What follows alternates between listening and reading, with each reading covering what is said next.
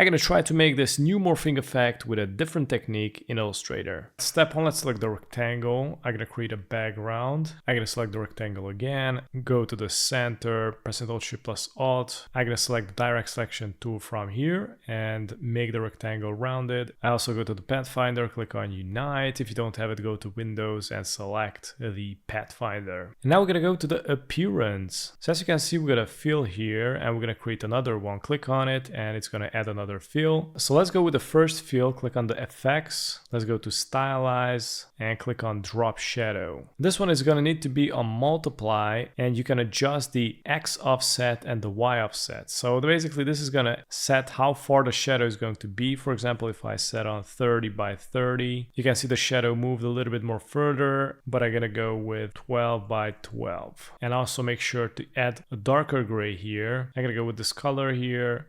Multiply, click OK. Let's go to the second fill, this one right here. Let's go to the effects, stylize, and drop shadow again. Now we're going to go into the opposite direction. So I'm going to add here -12 and again -12. And I'm going to change the color to something really light. Click OK, and let's change the blend mode to screen. Click OK, and this would be the other method how to create this new morphing effect. You also can press Ctrl+C, Ctrl+F, press Ctrl+Shift plus Alt, scale it down. Select the direct selection tool, make it rounded, press Ctrl+Shift, select both. Let's go to Object, Blend, Make, double click on the blend, select Specify Steps. If I add 3, it's going to create these edges, which I don't know why it's making it. So I'm going to leave it on 2, click OK, and there you go. Thanks for watching.